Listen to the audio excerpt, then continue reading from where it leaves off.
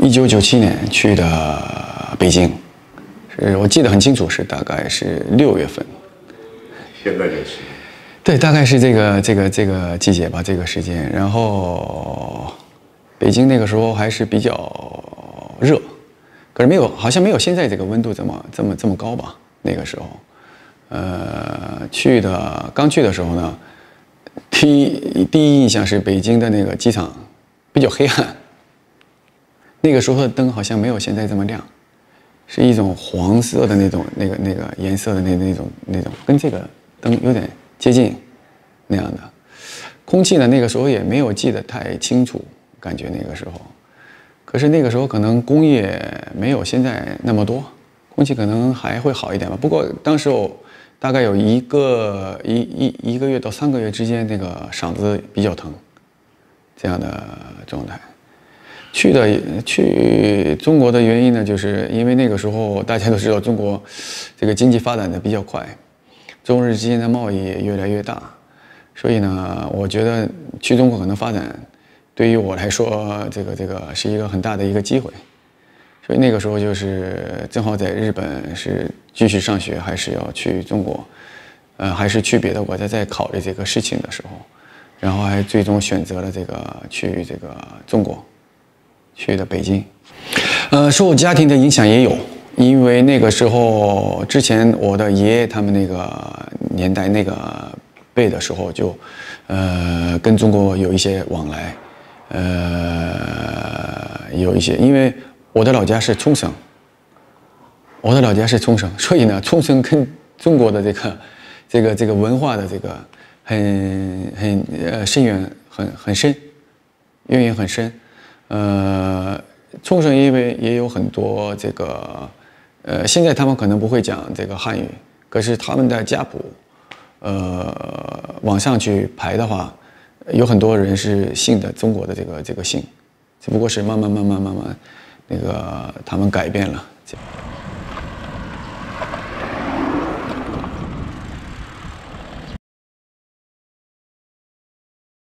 一是日本的人的这个生活嘛，毕竟工作和这个经济的，看日本人赚的比较多，其实，还是压力比较大的，对不对？比如说，当然不是说所有的啊，就是说打一个比方，老公工作，老婆可能不工作，因为老婆不工作的原因是，中国的话是，爷爷奶奶姥姥姥爷都给带孩子看孩子。日本是没有这样的偶尔会帮一下忙，这个是可以的。说一直带一直看的话，这个是没有的，对不对？有自己的一些生活什么的。那如果这样的这个时候，老婆要去工作的话，可能孩子的这个谁去看？当然有一些学校，有一些幼儿园，有一些托儿所这样的地方也有。大部分呢是母亲在带。那母亲要带的话，父亲去工作的话，当然生活的压力可能就会大一些。因为老公都是一些拿到工资付给夫人给老婆，然后老婆会给他一些生活费，他拿这个生活费去那个每天上下班的这个交通费，中午吃饭的一些费用，所以他吃饭的时候会很少的一些这个钱，然后或者他还要买一些烟什么的，对吧？或者晚上他要跟人家去吃饭，有时候也不是说那个一直去请对方去不请对方去吃饭，也会请，当然不可能老请嘛，对不对？他的那个生活费也不够嘛，对吧？那大部分的话就会 AA 制这样的这种做法。可是呢，还有别的AA 制的这个想法，就是说，你请了对方，也是无形当中给对方的一种压力，就是说你请了，那我肯定说，哎，他老请我，我还得要回礼，对吧？我是否要请他？你给对方这样的压力的话，对方也要请你的时候，对方也有一些经济的这个压力，这是互相的这个一个礼节嘛，对不对？所以当然不只是这些，还有很多啊。不过我现在能想到的大概是一个这样的一个方向，可能是也是一个日本的一个文化嘛。这种跟饮食文化一样，中国是大家一起在一个盘子里去吃，对吧？吃这些菜，然后大家是为了开心高兴。日本的话就是一个人一小份这样的去吃，可能也是这样的就引起了这个日本的这个 AA 制的一个观念，各个方面有很多因素和这个原因，还有这个文化习俗，然后让日本这个大家去 AA 制这一说。所以，包括今天我们吃饭的时候，也是 AA 制的这个做法，对不对？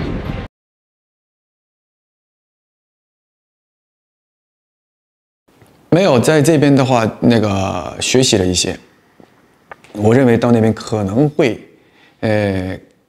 那个会说一些吧，感觉。不过过去了，完全听不懂，他们说的我听不懂，我说的他们听不懂。那个时候，因为毕竟是北京话嘛，儿音比较那个重，后来还好了吧，感觉那个能听懂了。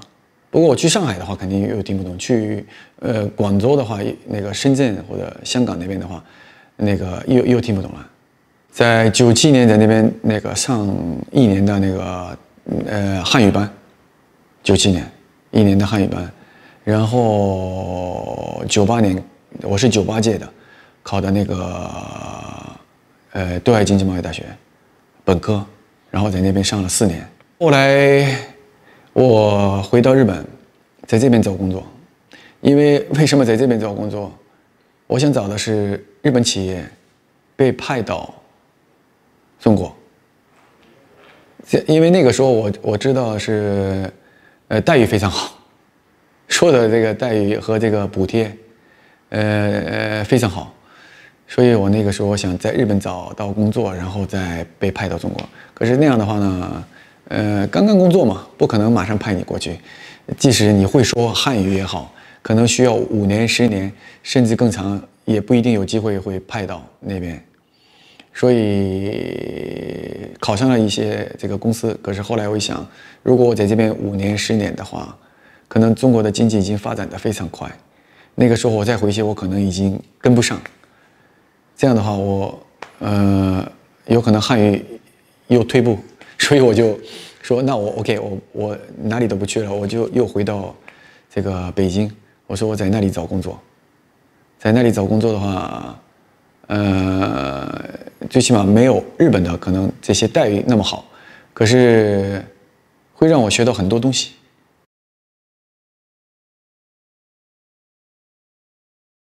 现在的工作是做这个国际运输和贸易，做这个我自己开这个公司，这个公司是在2004年11月份的时候开的这个公司，当然到现在有17、18年这样的时间了，有很多挫折，有很多这个各种各样的一些事情，那个时候从零开始嘛，对吧？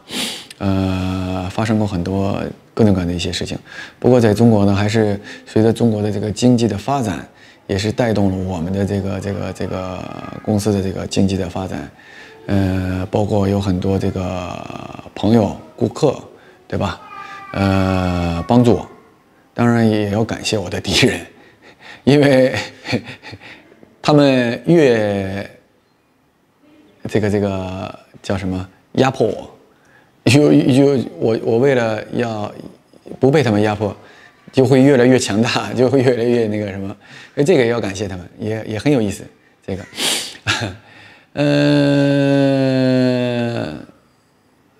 我记得是2020年，对吧？2020年的，我现在记得很清楚，1月11号，我回北京。然后1月23号，我要回日本。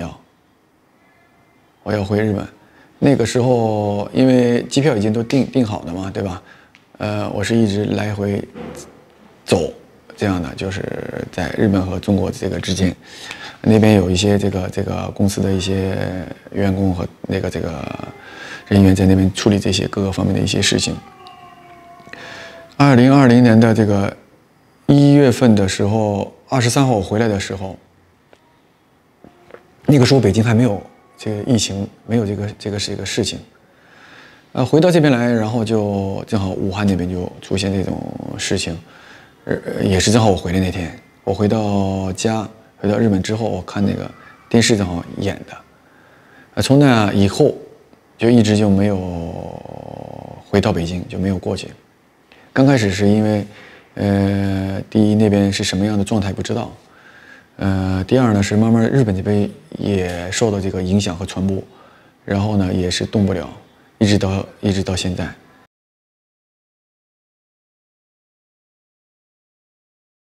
分几个组，你这个组两个组和两个组要就比如说一个组是这个企业 A 企业，一个组是 B 企业，他们分两个组，不管是4个人还是3个人，这个都可以的。然后每一个组有这个红黑这种牌，对吧？如果双方都出这个黑牌的话，就是他们互相这个组可以商量嘛，对不对？我们要出什么牌？都出黑牌的话，这个双方都赚30万。如果双方都出红牌的话，那双方都赔30万。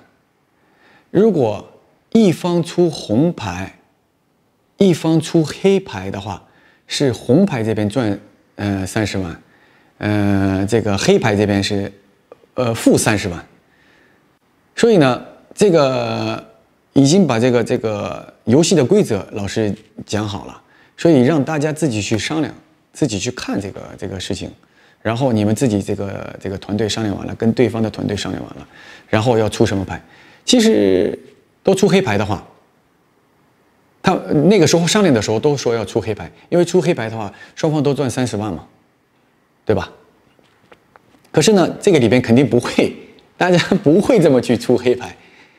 最后呢，双方都出了红牌，对吧？然后呢，都出了红牌之后呢，双方都是负30万。他们又开始商量，我们这个组又开始商量，这次咱们不要那个骗对方了，说一定要出那个黑牌，好不好？说的。可是这里面还是有人要说，我们还是出红的，这样的话，他只要出一次黑的，相信咱们，我们就赢了。然后这个做了，其实最后的结果是，双方都出的是红牌，最后呢是做了3组，3组的话是。都是负30，那整个一个组做3次的话，那就是90万，这边也是90万，加起来是180万的负数。其实那老师也没说什么，就是大家其实每个组都是一样的这个结果。那回去你们写一下这个文章这个事情，让大家去考虑。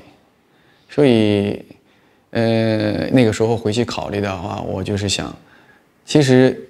这个是一个经济学嘛，对吧？我们学的也是经济学，考虑的事情，当然我写的也很简单了。这个事情，整个这个经济的话，大家想的是我要怎么样把对方打败，然后我怎么才赢？不管我赚多少，我只要赢1分钱，我也是赢，这样的想法，对吧？可是这个想法呢，我觉得可能我的想法不太对啊。可是我觉得这个想法。从总体来说的话，给这个社会，你赚1分钱的话，比如说这2个组，4个人是8个人，你这边赢了，这边输了，你赚了1分钱还是10万块钱，是这8个人在这个社会上去消化，那整个我们这个社会的这个经济只是创造1分钱或者10万块钱的或者30万块钱的这个利益，对吧？那说白了，这个国家也好，这个组织也好，这个团队也好，还是穷。如果大家要是相信对方，我们共同发展的话，我们每个地方都是不是负30万，而是加30万。那最后我们的结果是，这个加给社会创造的利益是180万，而不是负180万。负180万，只是大家想啊，那个我负他也负，其实整个的社会全都是在走负面的影响和经济的负面的。那我们共同去这个创造这个利益的话，其实是180万。那我们180万8个人分的话，对不对？比那10万块钱，这10万块钱这个组4个人分，那能有多少？对不对？90万分这个4个人分是多少？所以我大概就是讲的一个这个比较简单的一个道理。那可能这个道理迎合了老师的这个想法吧。当然我也不是特别的了解，日本的这个电器公司，这个其实他们都是像您用的这个camera 啊，也一样的，不管是 Canon 还是尼康还是索尼什么的，其实他们都有很多新的一些产品嘛，对不对？我们新的产品都放在市场去竞争的话，对双方都没有什么好处，对吧？他们是怎么商量的或者怎么说的，那我也不太清楚。那 OK， 他出来了这个新型的，那这个肯定是几个月他不会发布的，这家公司卖了一段时间，这个产品好了，这个公司再说我再发布一个更新的一个，对吧？这个对两个企业都是平等的，有一些这个一个期限的一个收入，然后呢还会让互相去这个竞争。当然这个竞争不是恶性竞争，而是说技术上的这个竞争，然后让我们的这个产品给消费者带来更好的一些这个服务，这样的这种竞争。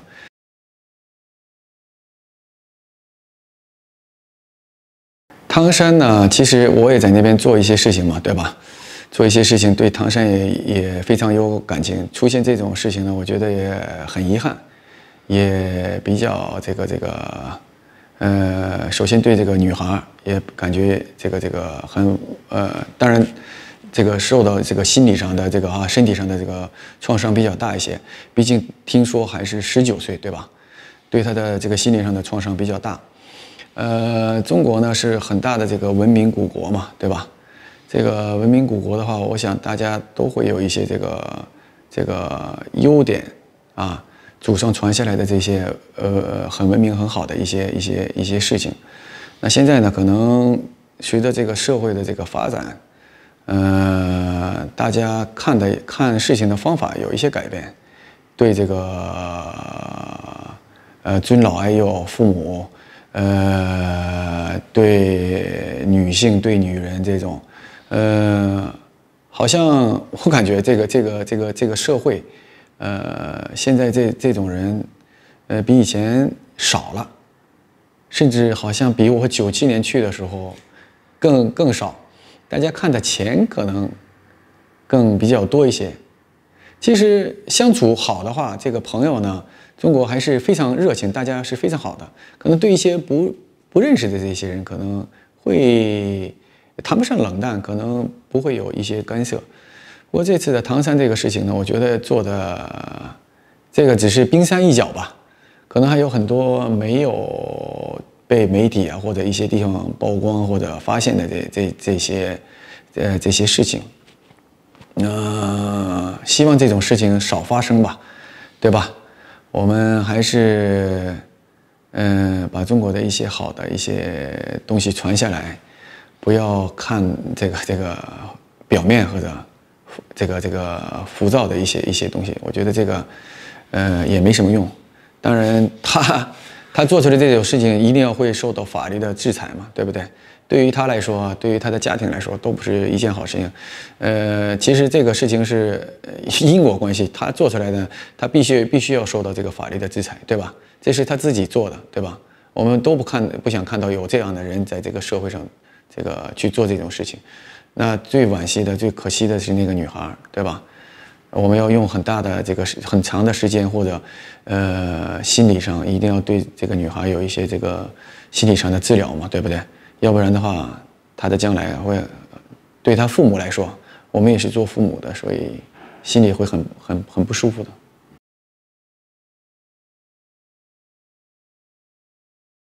发生类似的事情呢，因为我没有看到，我不敢说没有。在我的周围可能不会有这样的我没有看到这样的事情。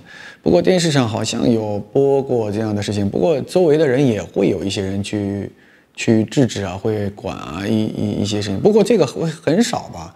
说对那个什么，除非有什么事情，几乎我觉得这个不太会有发生的。对，在日本要发生的话，这种事情的话，肯定这个地方也是这种晚上喝酒的这种地方了嘛，对吧？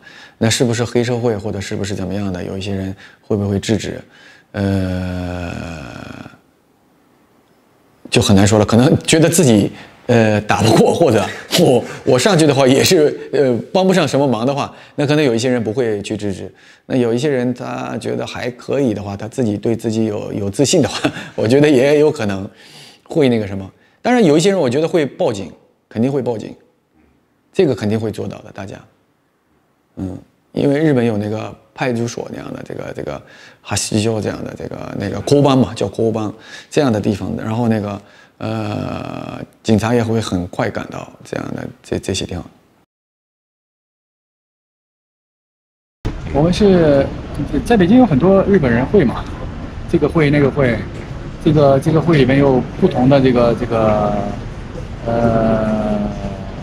主题去做某一些事情。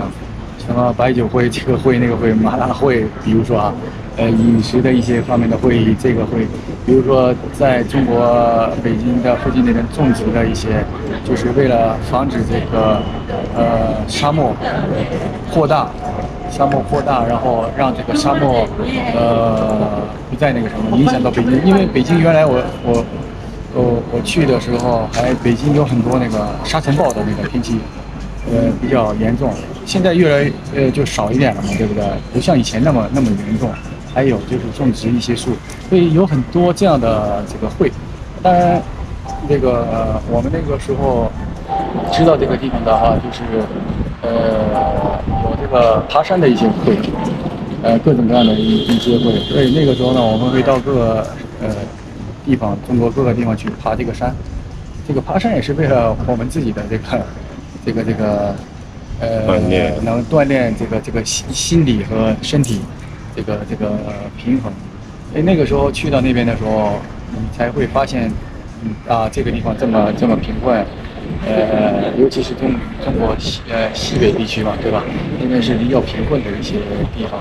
那我们也是旅游啊，各个组织会去旅游的时候，会到这些地区，但是也是偶尔，这个也是恰好碰到。看到了呢，没看到的话，我觉得你想帮助也帮助不了。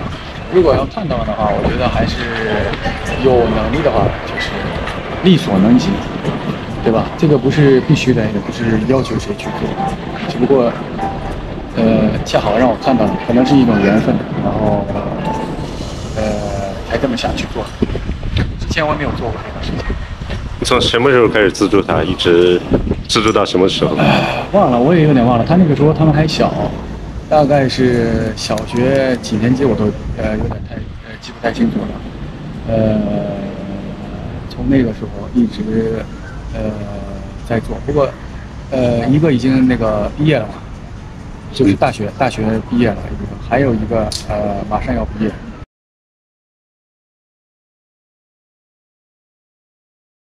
其实中日之间的这个文化也好，历史也好，很近，对吧？本来是比较近的这个，日本的很多汉字是从中国传过来的，对吧？很多文化是从中国的，应该是唐朝吧，包括日本的这个古代的一些建筑，都是那个从中国传过来的。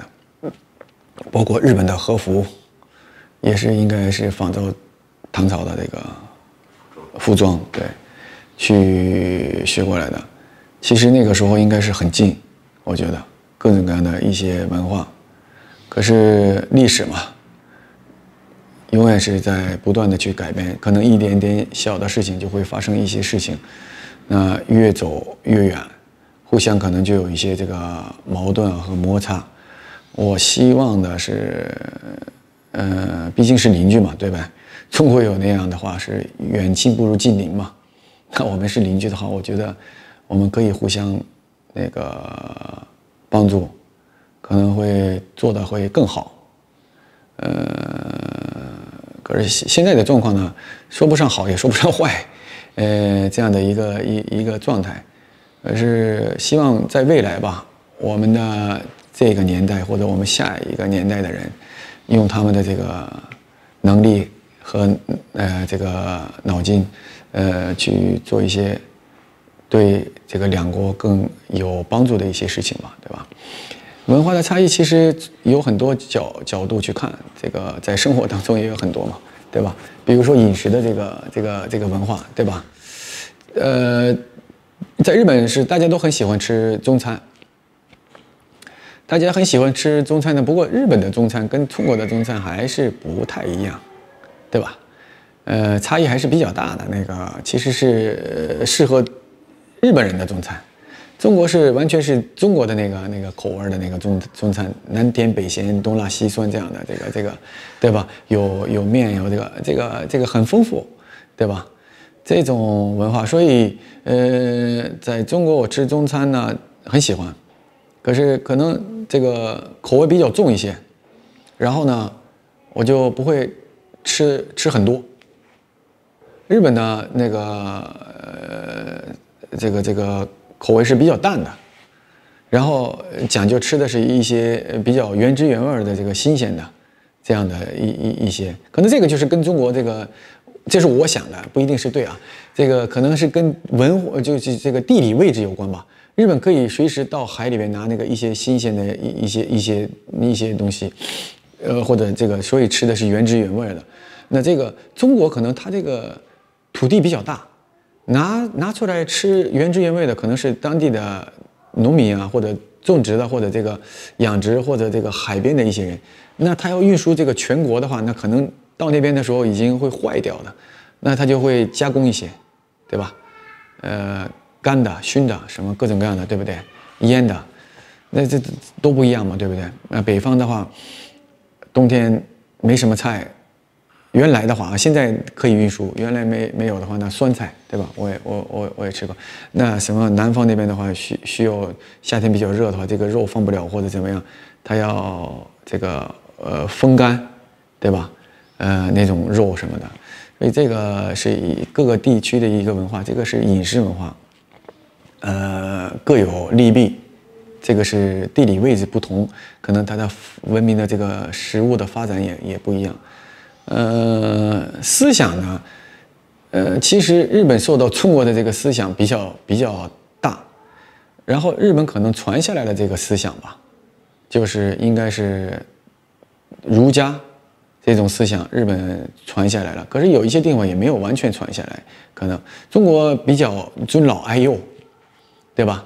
啊，当然除了刚才那个唐山那个那个之外，所以尊老爱幼，对家庭。对这个自己的这些孩子、夫妻、父母对自己的家庭，这种关爱也好，这种那个心情好，是一般的比不了的。但日本不是说不想，可是可能日本是一个独立的一个，就是跟父母呢也关系很好，不像中国那样的就是。走得很近那样的，可能是比较独立的一些。要是从中国那个角度去考虑的话，可能那个没有父子之间的这个亲情了。当然这个文化不同，可能思想就不一样了。这种，所以这种文化我也是有一些那个感觉有一些差异。这个，但是我觉得对中国的这种会更喜欢一些吧。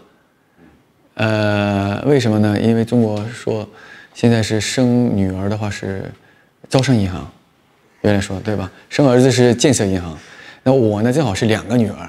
那在中国的话，我就是招商银行了，对不对？我在日本的话，我是建设银行，我要给人家去那个养完了跟我拜拜了。这样的话呢，我还是我说还是中国的这个比较好嘛，对不对？这样的，教育呢？这种文化呢又不一样了。中国可能人比较多，孩子的这种教育压力我觉得比较大一些，对吧？我感觉是中国的孩子比较大。像那个时候我们在大学学习的时候啊，他们尤其是农村的孩子能考上北京的那个大学的话，很不容易，所以他们很苦。那个时候90几年的时候，我看他们只是馒头咸菜，每天中午吃饭就是馒头咸菜，这样的喝一点点那个汤什么的，这个看起来还是比较，他们很努力，早上起来的也比较早，压力也比较大。那当然了，他们现在是有可能是国家的一些栋梁吧。日本的教育呢，可能都比较平均，因为中国人口比较多，可能能上大学的或者能怎么样，能那个什么的，还是可能比较少一些。日本呢，大家都比较平均的去能上大学的文凭，可是学得好学得坏呢，又不一样了，对吧？同样上了一样的大学，同样的一个班级，有学习好的，有学习不好的这个学生，对吧？同样的老师在教的状况下也是这样的，所以这种学习的这种文化这个差异的话呢，日本可能是发展更全面一点，中国可能是一定要有出路的话，一定要学习好，一定要考好大学，这样的这种呢，就是对于我来说，可能只是学书本上的一些东西太多了的话，也不见得不好，也不见得非常好。对吧？一定要实际一些，能对融合这个社会的，就是学习也要学，我还要会怎么学到的东西，还要知道怎么去会用，对吧？但是用的时候又回到刚才那个话题，就是说我们不要用错。聪明和学习好和这个，就像我们做一些 copy 的一些东西，这个。不叫聪明，这叫小聪明，对吧？真正的我们要是很厉害的话，我们要有那个什么，我们要自己去创新，我们自己去创造，这个是非常重要的。不是说 copy 的话，永远是跟着人家后面嘛。